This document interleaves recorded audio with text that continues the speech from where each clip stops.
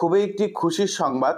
আবাস যোজনা প্রকল্পে আবারও 1 লক্ষ উপভোক্তাকে ইনক্লুড করা হচ্ছে। হ্যাঁ, ঠিকই শুনছেন, ইতিমধ্যেই সরকারের তরফে নতুন ঘোষণা, আবাস যোজনা প্রকল্পের আওতায় আরও নতুন করে 1 লক্ষ উপভোক্তাকে ইনক্লুড করে তাদের বাড়ি বানানোর প্রথম ধাপের টাকা দেওয়া হবে।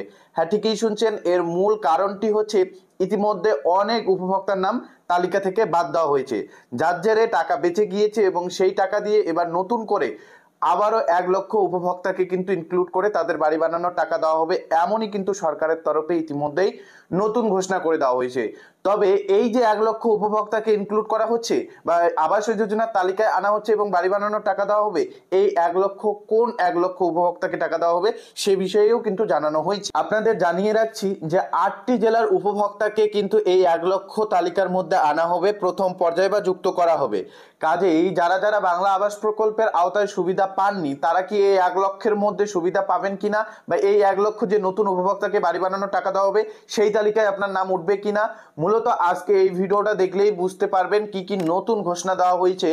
আবাস প্রকল্পের বাড়ি দেওয়া নিয়ে সরকারের তরফে কি আরো নতুন সুখবর দেওয়া হয়েছে, বিস্তারিত জানতে ভিডিওটি আপনাকে সম্পূর্ণ চ্যানেলে নতুন হয়ে থাকলে চ্যানেলটিকে সাবস্ক্রাইব করে পাশে থাকা বেল আইকনটি প্রেস করে ভিডিওটিতে একটি লাইক করে নেবেন। সরাসরি অন স্ক্রিন এই আপডেটে আবাসে আরো 1 লক্ষ। তো চলুন দেখে নেওয়া যায় এই 1 লক্ষ কোন 1 লক্ষ, কিভাবে এই 1 লক্ষকে যুক্ত করা হবে এবং কত থেকে কত তারিখের মধ্যে এদের টাকা দেওয়া হবে। বলা রয়েছে রাজ্যের আবাস প্রকল্পে অনুমোদিত তালিকার 11 লক্ষ উপভোক্তাকে টাকা দেওয়ার কাজ প্রায় শেষের পথে। এই অবস্থায় নতুন প্রায় 1 লক্ষ উপভোক্তাকে এই বৃত্তে সংযুক্ত করার সিদ্ধান্ত নিয়েছে রাজ্য। স্পষ্ট দেখতে পাচ্ছেন, আরও 1 লক্ষ উপভোক্তাকে কিন্তু সংযুক্ত করা হবে। আপাতত 8টি জেলার জন্য অতিরিক্ত এই উপভোক্তাদের সংযুক্ত করার সিদ্ধান্ত নেওয়া হয়েছে। বলাই রয়েছে যে এখানে আপাতত 8টি জেলার উপভোক্তাকে কিন্তু এই অতিরিক্ত সংযুক্ত করা হবে বা এই 1 লক্ষ তালিকায় আনা হবে। আধিকারিকদের একাংশের অনুমান, কঠোর যাচাইয়ের পরেও টাকা পাঠানোর আগে শেষ মুহূর্তে পুনর্যাচাই হচ্ছে, তাতে কিছু সংখ্যক করে উপভোক্তা বাদও যাচ্ছে জেলায় জেলায়। বেঁচে যাওয়া অর্থের কারণে এই অন্তর্ভুক্তি। স্পষ্ট আপনারা বিষয়টা হয়তো বুঝতে পারছেন যে উপভোক্তাদের ব্যাংক অ্যাকাউন্টে টাকা পাঠানোর আগে আবারও কিন্তু যাচাই বাছাই করা হচ্ছে আবাস প্রকল্পের উপভোক্তাদের টাকা দেওয়ার আগে, এবং এই যাচাই বাছাই করতে গিয়ে দেখা যাচ্ছে অনেক উপভোক্তা অযোগ্য এবং তাদের কিন্তু তালিকা থেকে নাম বাদ দেওয়া হচ্ছে বা কাটা দেওয়া হচ্ছে। এ কারণে যে অর্থ বেঁচে যাচ্ছে সেই অর্থ দিয়ে আবারও নতুন করে 1 লক্ষ উপভোক্তাকে কিন্তু সংযুক্ত করা হচ্ছে। 8টি জেলার উপভোক্তাদের কিন্তু আপাতত সংযুক্ত করা হচ্ছে।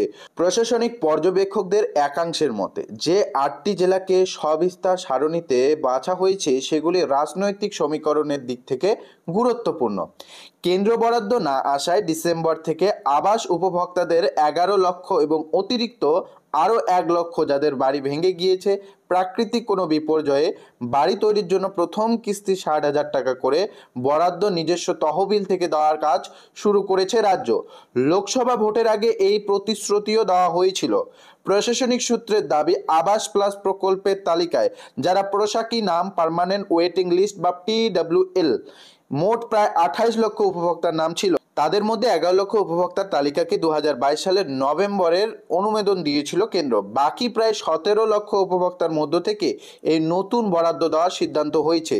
পঞ্চায়েত মন্ত্রী প্রদীপ মজুমদার বলেন, উপভোক্তাদের সংখ্যার যে ব্যবধান তৈরি হয়েছিল তা পূরণ করার জন্যই PWL থেকে কিছু উপভোক্তাকে অন্তর্ভুক্ত করা হয়েছে। মোট সংখ্যাটা যাতে 12 লক্ষ থেকে যায় যা রাজ্যের সরকার ঘোষণা করেছিল। প্রশাসনের এক কর্তা বলেছেন, উপভোক্তাদের ব্যাংক অ্যাকাউন্টে টাকা পাঠানোর আগের মুহূর্তে ফের একবার যাচাই হচ্ছে, তাতে সন্দেহজনক কিছু থাকলে তৎক্ষণাৎ তা থামিয়ে দেওয়া হচ্ছে। আবার টাকা পাঠানোর পরে কোনো উপভোক্তাকে অযোগ্য বলে জানা গেলে তার থেকে অর্থ ফিরিয়ে নিচ্ছে সরকার। প্রতিটি জেলায় এভাবে অনেক অর্থ বেঁচে যাচ্ছে। সম্ভবত তা কাজে লাগানোর জন্য নতুন উপভোক্তাকে সংযুক্ত বা যুক্ত করা হচ্ছে। গত 17ই ডিসেম্বর আবাসের টাকা দেওয়ার আনুষ্ঠানিক সূচনা করে মুখ্যমন্ত্রী মমতা বন্দ্যোপাধ্যায় বলেছিলেন, জেলা শাসক, police super, SDO, BDO, OC, IC সকলের নজরদারিতে আবাসের তালিকা পুনর্যাচাই হয়েছে।